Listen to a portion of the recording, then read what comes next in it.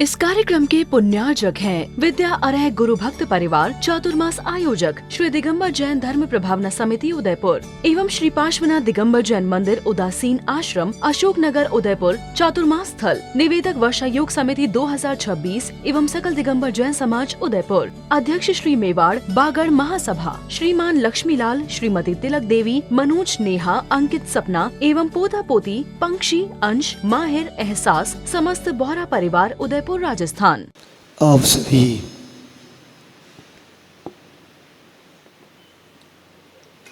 धर्म ध्यान करने के लिए रोज की तरह आज भी पहुंचे हुए हैं। पिछले विगत दिनों से आप सभी सुन रहे हैं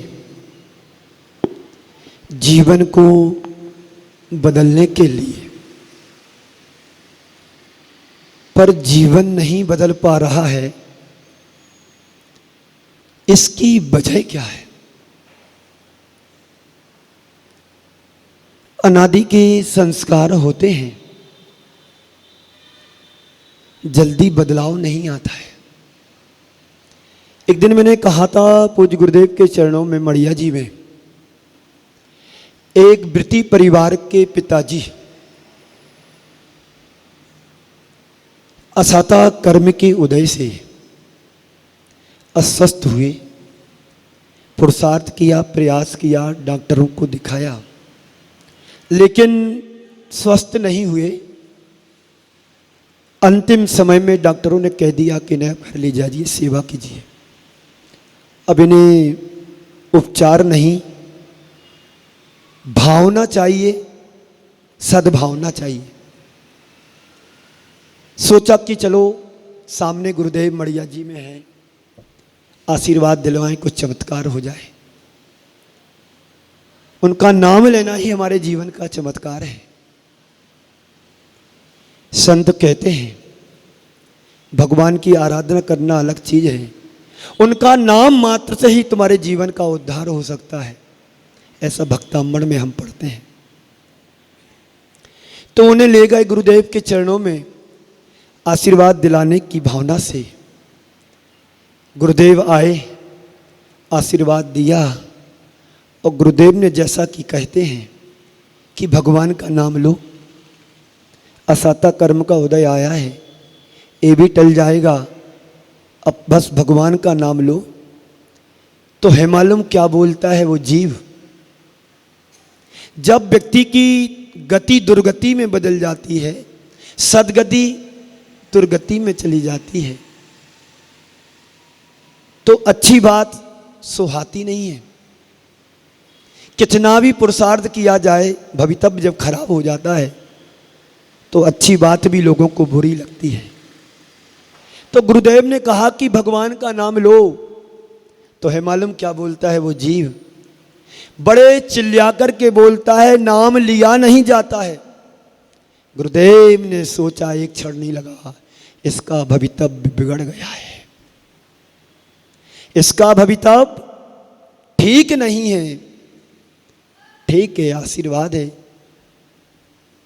तो हमें मानो जीवन मिला है, कितनी दुर्लभता से पाया। कभी विचार किया? विचार तो ये करते हैं कि आज घाटा लग गया कंपनी में, लेकिन कभी जीवन और आत्मा से जुड़ी हुई संदर्भ में कभी सोचा कि हम क्या हो रहा है? व्यक्ति क्रोध में अंधा हो जाता है, और क्रोध को शांत करने के लिए क्षमा की धारा, शांति धारा की जरूरत होती है। मैं बार बार कहता हूँ, सेठ जी को याद करता हूँ, बड़ा सौभाग्यशाली है कि मेरे मुख से उस सेठ जी का संस्मरण याद आता है। क्रोध को क्षमा से कैसे जीता। उसकी धर्म पत्नी विपरीत थी। सेठ जी जो कहा करते उससे अगेंस्ट विपरीत चला करती थी। सेठ जी ने कहा कि ऐसा नहीं करना, मैं ऐसा ही करूंगी। और एक दिन की घटना है, शाम का वक्त था। सेठ जी ने कहा नहीं, भोजन करके नीचे उतरे क्या कि वो उनकी धर्म पत्नी फोकस किए हुए बैठी थी कि सेठ जी बाहर कैसे निकले, और दिन भर का जो बर्तन का धौन होता है उसने आओ देखा ना ताव देखा, और ऊपर से पूरा का पूरा शांति धारा जैसा उन्होंने गिरा दिया। सेठ जी चुपचाप ऊपर आए और कहते हैं, हे भगवान, कभी आप लोग संबोधन करते पत्नी के लिए? 2400 घंटे तुम्हारी सेवा में तत्पर रहती है, ना गर्मी देखती, ना सर्दी देखती, ना बरसात देखती है, जैसे तैसे पति की सेवा करना है और समय से पति को भोजन बना करके देना।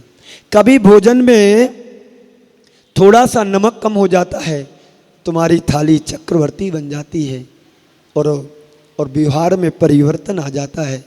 इतना भी समझ में नहीं, अब 25 वर्ष शादी को हो गए, अभी तक खाना बनाना नहीं सीख पाई। क्या सीखा? तुम्हारे माता पिता ने क्या सिखाया? यही सिखाया, ताने और मारते हैं। लेकिन उनका पति भगवान परमेश्वर था। उसने कहा कि हे भगवान, अभी तक तो तू गरजती थी, हर बात पर क्रोध करती थी, लेकिन आज तू बरस कैसे गई? अभी तक तू गरजती थी, आज बरस कैसे गई? इस वाक्य ने उन शैतानी के हृदय को बदल दिया।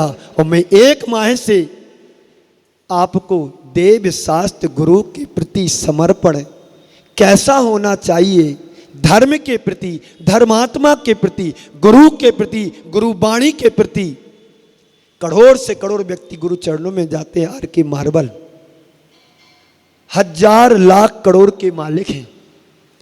3 तो प्लांट लगे हैं बंडर सीमेंट के, और गुरु चरणों में जाते हैं तो बालक बच जाते हैं। जी गुरुदेव, नजर उठा करके नहीं देखते, हमारी समाज की शान है, इसलिए वो सम्मान पाता है। उसे अहंकार नहीं एक पाई का। मैं जब किशनगढ़ में प्रवेश कर रहा था, मेरे साथ बिहार में चले, अपने फार्म हाउस में ले गए मुझे। महाराज जी आपका है। मैंने कि किसका है? बोले महाराज श्री आपका है। और यहाँ पर भी कौन सी झील है? फतेह सागर टापू पर समुद्र के बीच में एक महल बनाया। शौक, मैं समझता हूं जितना पुण्य अशोक जी पाटनी जी का नहीं, उससे ज्यादा उनके सर्वेंट या उनके सेवकों का है। तो क्रोध को क्षमा से जीतना हर किसी के बस की बात नहीं होती है। आश्रय विहीन लता विलीन हो जाती है। एक छोटी सी नन्ही बेल के लिए, लता के लिए यदि सहारा मिल जाता है तो वो ऊपर की ओर अपनी ऊर्ध्व गति की ओर यात्रा प्रारंभ कर देती है। आपने देखा होगा मंदिरों में रास्ते में चलते छोटा सा सहारा मिल जाता है तो वो लता ऊंचाइयों को छू लेती है। संत कहते हैं हमारा जीवन भी एक लता की तरह है। यदि धर्म का सहारा मिल जाता है, हमारा जीवन मोक्ष तक की यात्रा को पूरा करने में समर्थ होता है।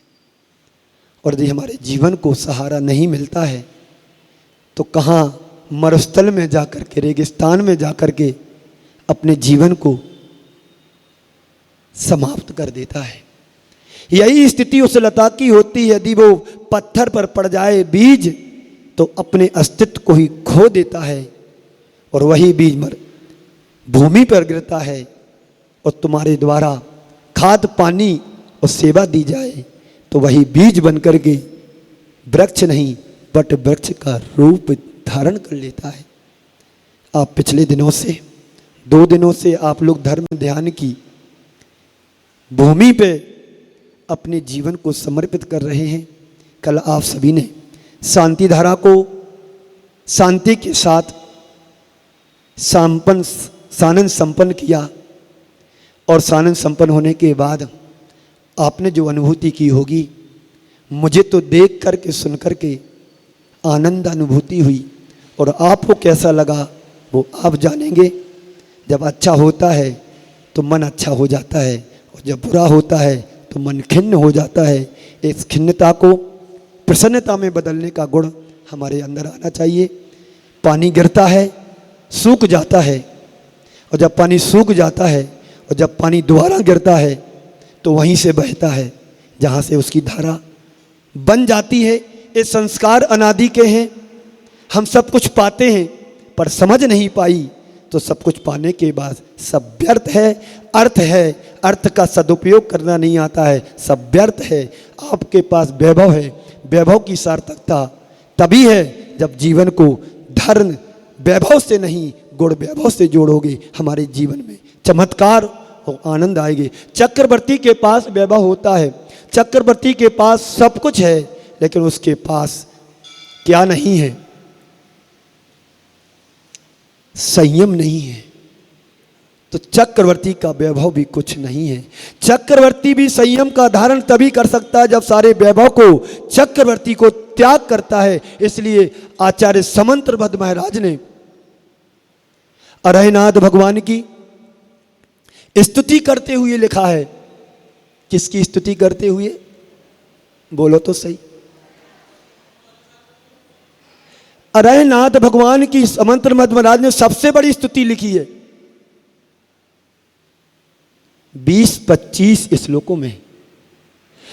मोक्षो चक्र लांछन्नम साम्राज्यम सार्वभौमम चे जन तृणमिवा भवेत।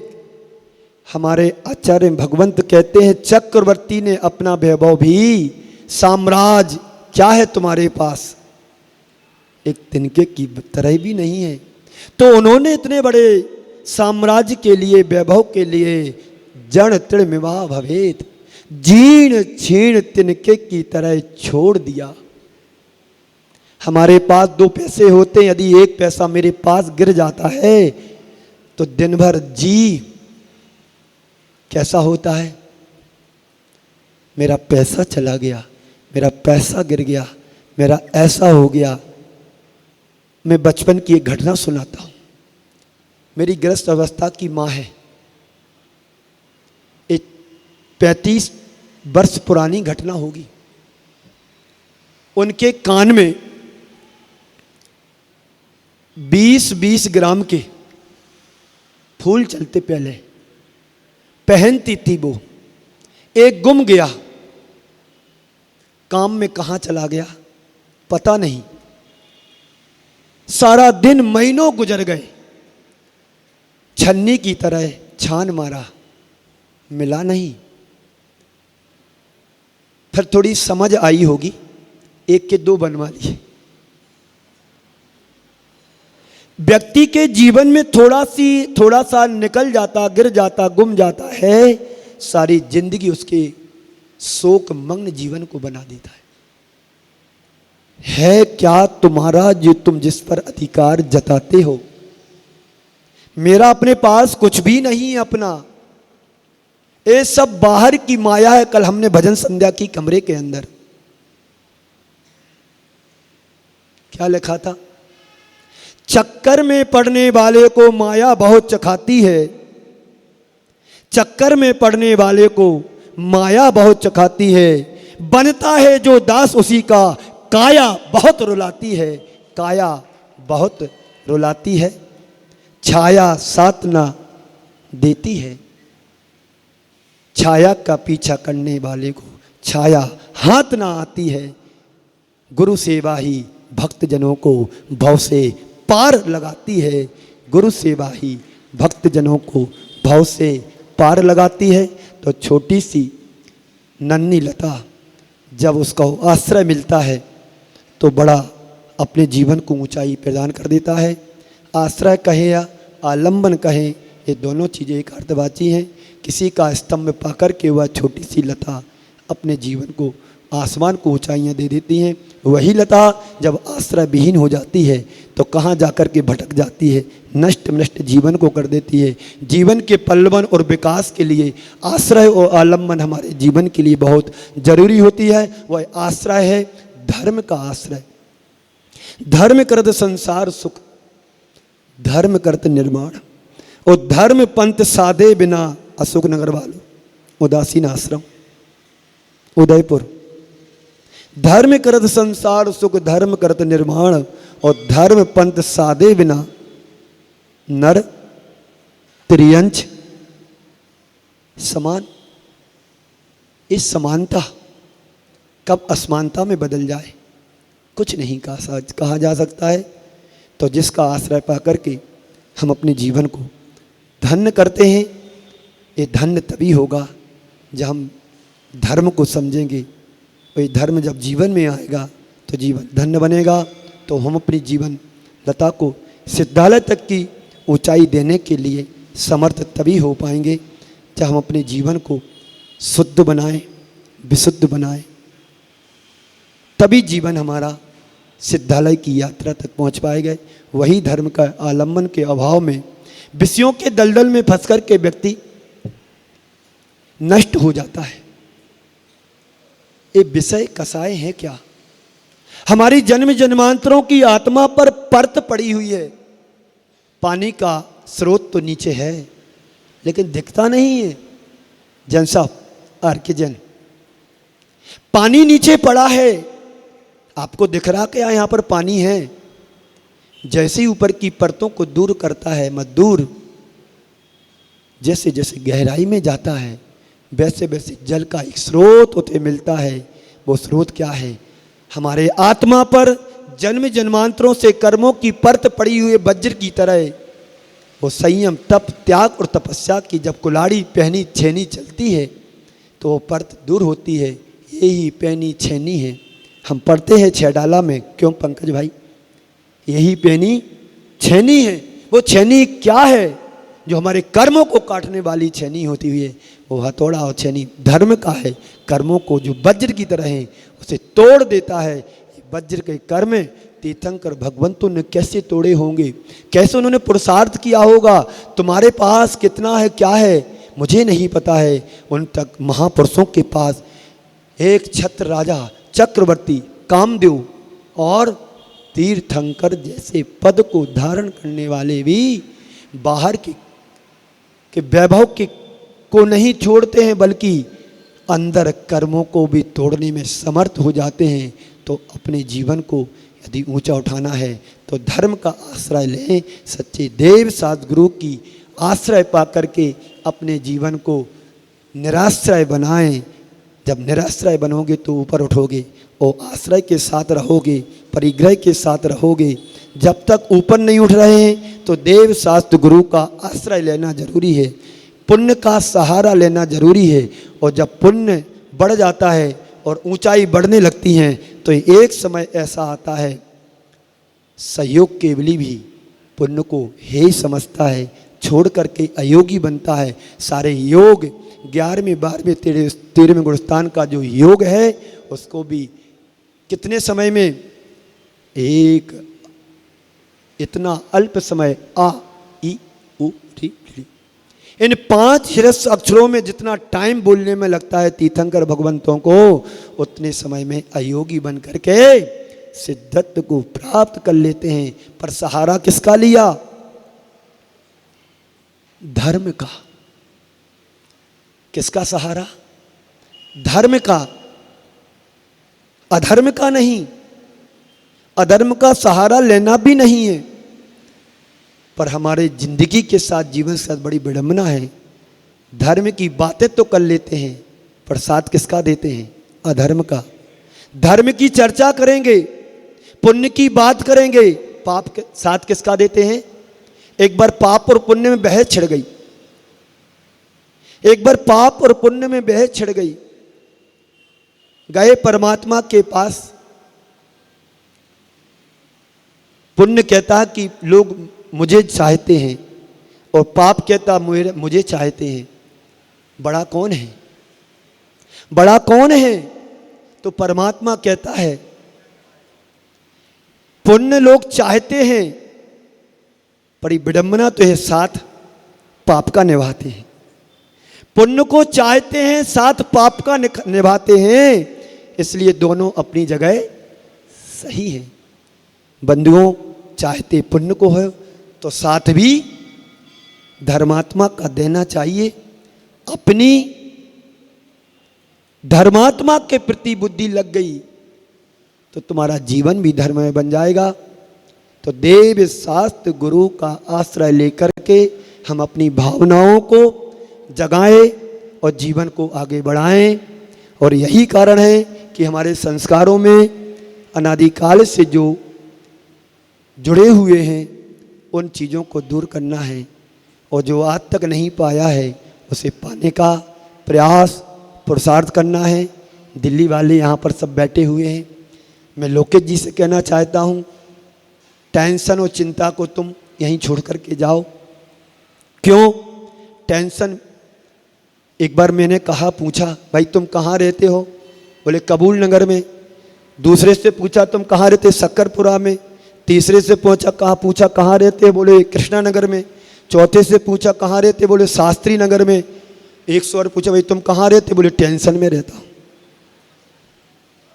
चौथे से पूछा तुम कहाँ रहते हो? बोले मैं टेंशन में रहता हूँ। भैया ठीक है, अब टेंशन में नहीं रह रहा है, अटेंशन बनकर के जीवन जीना है।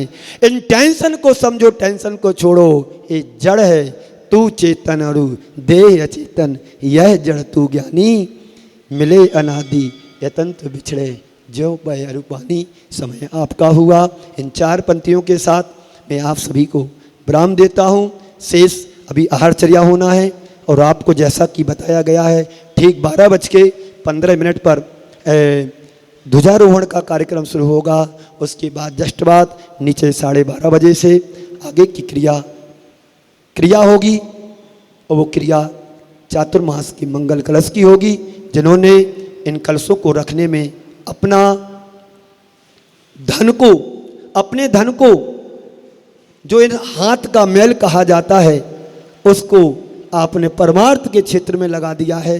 उन पुण्यार्जक परिवारों को यहाँ पर सम्मान सहित बुलाया जाएगा, और उनके द्वारा कलशों में हाथ लगाया जाएगा, और वो अपने कलश 4 महीने की साधना के लिए, धर्म की आराधना के लिए, अनुष्ठान के लिए संकल्पित होंगे कि हे भगवान, आज मैंने कलश रखा है तो हमारे जीवन की कलह भी दूर होना चाहिए, परिवार की कलह दूर होना चाहिए, और ये कलश के माध्यम से हम अपने जीवन के संविधान को बदलने के लिए, अपने जीवन को सुधारने के लिए, जन्म जन्मांतरों के कर्मों को दूर करने के लिए, नष्ट करने के लिए इस आराधना में, इस अनुष्ठान में हमारा द्रव्य लगा है कि हे भगवान, ये द्रव्य ही हमारा जीवन का सार्थक द्रव्य है, बाकी तो कहाँ लगता है आपको भी पता नहीं है।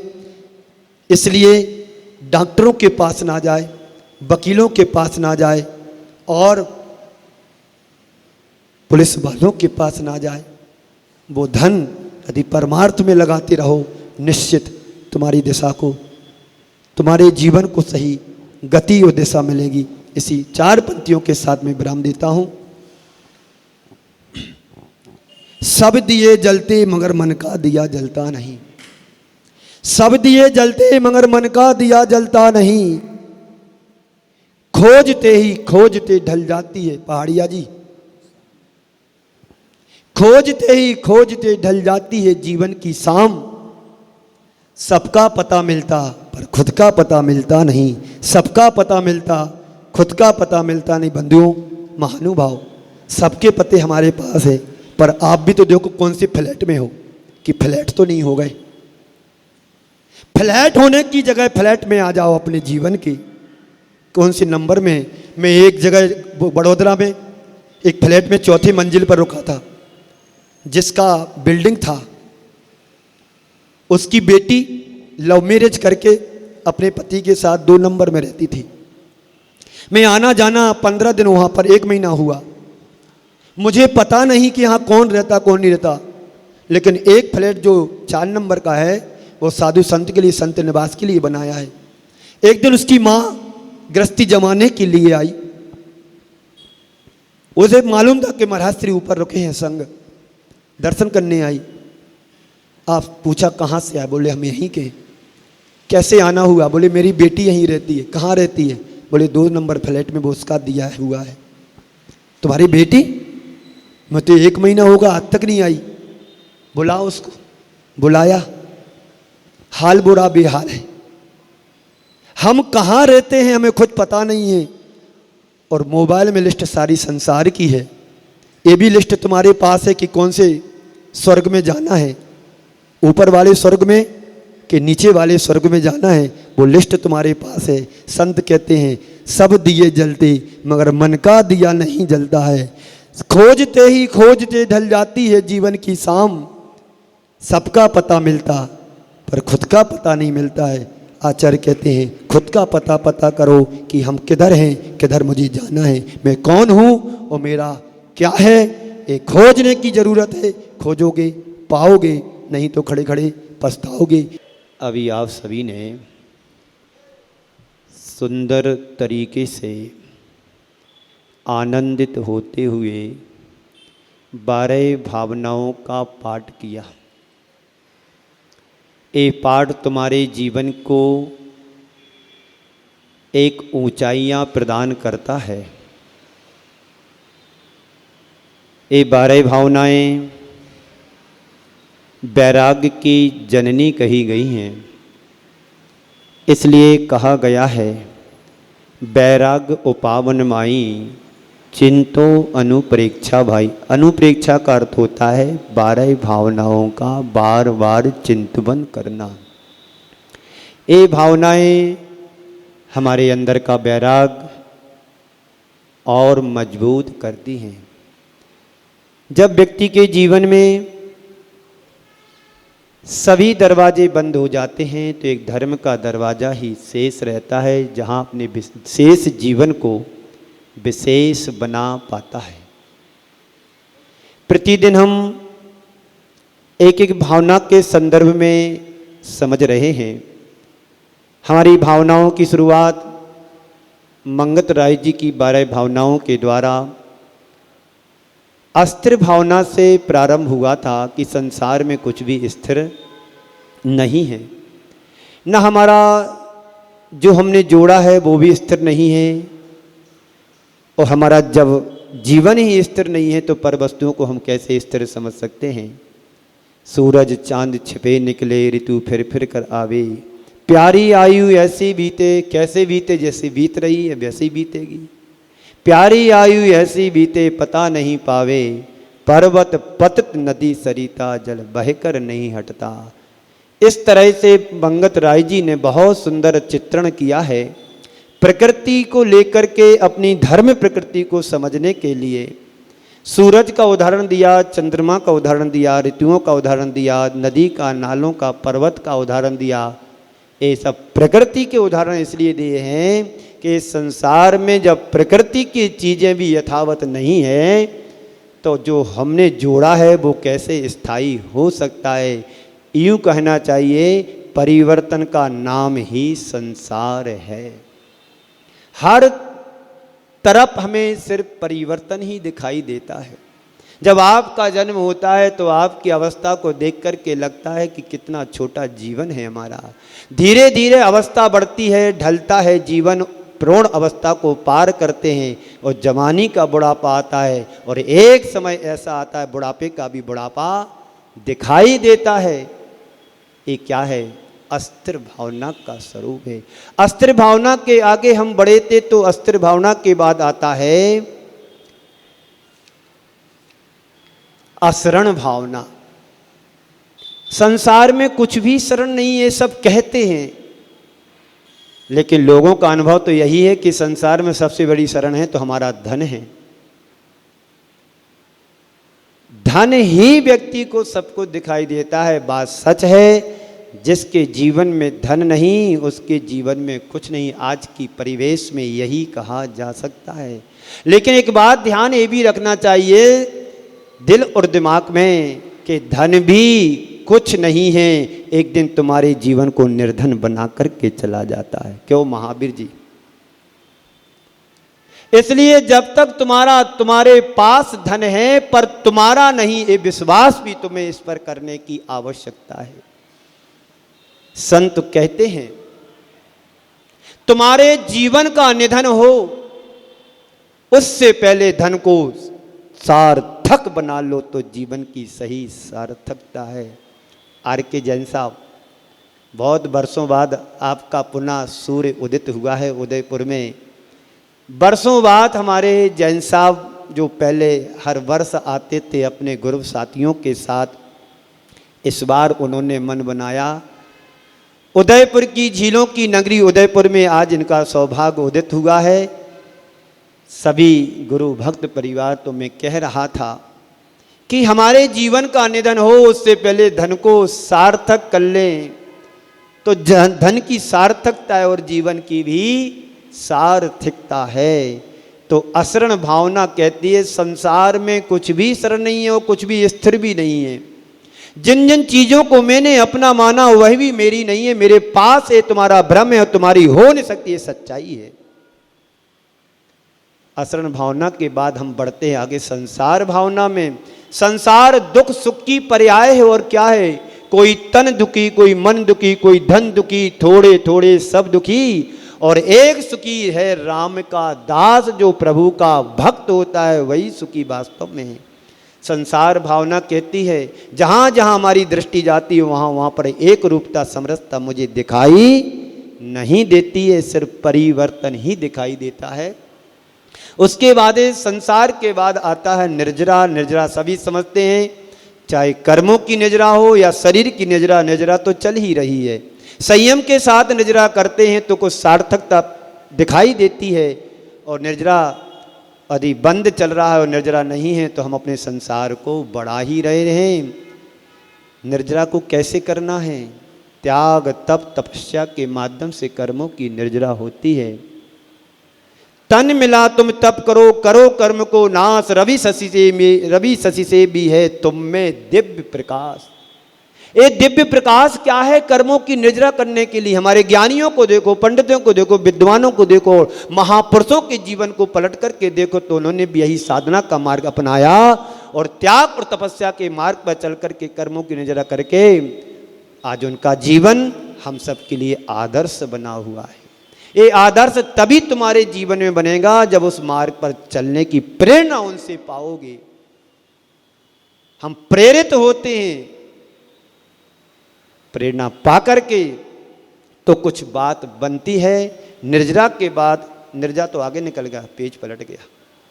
एकत्व भावना, संसार के बाद आती है एकत्व भावना। एकत्व भावना का मतलब यही है, संसार में संसार एक भीड़ की तरह है, मेले की तरह है। जैसे मेले में बहुत जगह से लोग आ जाते हैं, इकट्ठे हो जाते हैं। अभी ये मेला चल रहा है, 3 दिन का मेला है, 4 दिन की चांदनी रात, प्रकाश चंद जी काला, फिर अंधेरी रात तो जीवन में आती ही आती है। तो ये एकत्व भावना हमें यही बतलाती कि संसार बड़ी भीड़, बड़े संसार में हर व्यक्ति अकेला है। आप कुर्सी पर बैठे तो अकेले बैठे हैं, साथियों के साथ बैठे तो अकेले बैठे। यदि आपके पेट में दर्द होता है, सिर में दर्द होता है तो पड़ोसी को नहीं होगा, आपको ही अकेले ही दर्द होगा। एकत्व भावना है। भीड़ में रहते हुए भी हर प्राणी अकेला, सिर्फ ओनली अकेला है। जन्मे मरे अकेला, चेतन सुख दुख का भोगी। जन्मता भी अकेला है, मरता भी अकेला है। और मजे की बात कहें महावीर जी, जीवन में सुख दुख भी अकेले भोगता है और जीवन अकेले जीता भी है। इससे बड़ी और सच्चाई हमारे जीवन की क्या हो सकती है। जन्मता भी अकेला है, मरता भी अकेला और जीवन जीता भी अकेला है। लगता जरूर है कि हमारे साथी, हमारे सहयोगी, हमारे सब कुछ हैं, लेकिन समय आता है सब हमारे अपने भी पराये दिखने लगते हैं। ऐसे लोग भी सामने बैठे हुए हैं जिनका इकलौता बेटा भी है, आज उनका साथ नहीं निभा रहा है। किसी के पिताजी बाप उनका साथ नहीं देते हैं, कभी बेटा साथ नहीं देता है। कहने को तो बेटा है। और एक बात और सुन लेना, तुम्हारी संपत्ति का उत्तराधिकारी उत्तराधि अधिकारी तो वही बेटा होगा जो आज तुम्हारी बात नहीं सुनता है। एकत्व भावना है। इन प्रसंगों में, इन परिस्थितियों में अपने आप का चिंतन करना। हम न किसी के कोई न हमारा, हम न किसी के कोई न हमारा, सब संयोग है, एक निमित्त है, निमित्त संबंध है। इस तरह की अनुभूति करना एकत्व भावना का सार संक्षेप है। उसके बाद हम आगे बढ़ते हैं। अभी तक तो मैं कल तक अकेला था, अब मैं अकेला ही नहीं हूं। अब इससे और कुछ नया रूप हमारा दिख रहा है, वो उन सबसे पृथक और भिन्न है। अभी तक मैं शरीर को अपना मानता था, अब शरीर ही मेरा अपना नहीं है। मेरे द्वारा जो दिखाई दे रहा हुआ है मैं नहीं हूं, जो देख रहा है वह मैं हूं। इस तरह की अनुभूति करना भिन्न भावना है। भिन्न भावना में यही कहा जाता है, तू चेतन अरु देह अचेतन, यह जड़ तू ज्ञानी, मिले अनादि अतंत बिछड़े ज्यो पय अरु पानी। तू चेतन है, शरीर जड़ है। तू ज्ञानी है, शरीर कैसा है? अज्ञानी है। जिस प्रकार से दूध और पानी में अनादि काल से मिला हुआ है, किसी ने मिलाया नहीं है। सरदार जी, ये प्रकृति की चीजें हैं, मिला हुआ है, लेकिन हम प्रयास और पुरुषार्थ के द्वारा मिले हुए दूध में पानी को जैसे अलग कर देते हैं, ऐसे ही अनादि काल से आत्मा और शरीर का एक संबंध है। इस शरीर से आत्मा को त्याग और तपस्या के माध्यम से हम दूर कर सकते हैं, अपने आत्म तत्व को प्राप्त कर सकते हैं। किसके माध्यम से? तप के द्वारा। अभी कहा था, तन मिला तुम तप करो, करो कर्म को नाश, रवि शशि से भी है तुम में दिव्य प्रकाश। इस आत्मा में वो प्रकाश है, एक समय में 14 राजू उत्तंग की यात्रा को पूरा कर लेता है। एक किसकी शक्ति है? मैं आपके सामने एक एग्जाम्पल रखता हूं। अभी आप सब यहां पर बैठे हैं, है ना? और अभी यहां से कहीं जाना हो तो गाड़ी को देखते हैं, कहीं गाड़ी मिल जाए तो बड़ा अच्छा रहेगा, इंतजार करते हैं। और आपकी जब अंतरंग शक्ति जागती है तो तीर्थराज सम्मेशकर जी की वंदना अपने पांव चल करके आते हैं। ये शक्ति आज भी तुम्हारे अंदर विद्वान है, लेकिन अभिव्यक्ति के रूप में अभी हमें दिखाई नहीं दे रही है। तो भिन्न भावना यही कहती है, तन सो मैं नहीं, मेरा तो मन भी अपना नहीं है। जो आत्मा है वह मेरा है, जो देख रहा वह मैं नहीं हूं, जो दिखवा रहा है वही मैं हूं। जिसके द्वारा क्रिया की जा रही है वह जीव तत्व में हूं। तो मैं सबसे पृथक हूं, निराला हूं, अनोखा हूं। और कैसा हूं? सबसे पृथक, निराला और अनोखा हूं। रूप तुम्हारा सबसो न्यारा, भेद ज्ञान करना, और जौलो पौरुष थके न तोलो, उद्यम सु करना। इस आत्मा का रूप अनोखा है, निराला है, अचिंत है। इन्हें हम इंद्रियों के द्वारा ग्राह्य नहीं कर सकते, पकड़ नहीं सकते हैं, पर इंद्रियों के द्वारा अतीन्द्रिय है हमारा स्वरूप, उसका चिंतन करना चाहिए। उसके बाद अशुचि भावना के बारे में सभी समझते हैं, यह शरीर अपवित्र है, पर इस अपवित्र शरीर को पवित्र बनाने की हमारे पास व्यवस्था आचार्यों ने दी है। क्या कहा था? तन मिला तुम तप करो। कहते हैं गंगा के जल में यदि गंदा पानी मिल जाए तो गंगा जल बन जाता है। जैसा गंगा के जल में यदि गंदा पानी चला जाए तो गंगा जल बन जाता है, वही गंगा का जल यदि नाली में चला जाए तो गंदा जल हो जाता है। ऐसे ही शरीर में जितनी, इस अपवित्र शरीर में, संसार में जितनी भी पवित्र से पवित्र वस्तुएं हैं, और शरीर के स्पर्श होते ही सारी वस्तुएं अपवित्रता को प्राप्त हो जाती हैं। एक गुण धर्म है, इस शरीर की दुर्बलता है। इस कार्यक्रम के पुण्यार्जक थे विद्या अरह गुरु भक्त परिवार, चातुर्मास आयोजक श्री दिगंबर जैन धर्म प्रभावना समिति उदयपुर एवं श्री पार्श्वनाथ दिगंबर जैन मंदिर उदासीन आश्रम अशोक नगर उदयपुर। चातुर्मास स्थल निवेदक वर्षा योग समिति 2026 एवं सकल दिगंबर जैन समाज उदयपुर। अध्यक्ष श्री मेवाड़ बागड़ महासभा श्रीमान लक्ष्मीलाल, श्रीमती तिलक देवी, मनोज, नेहा, अंकित, सपना एवं पोता पोती, पंक्षी, अंश, माहिर, एहसास, समस्त बोहरा परिवार उदयपुर राजस्थान।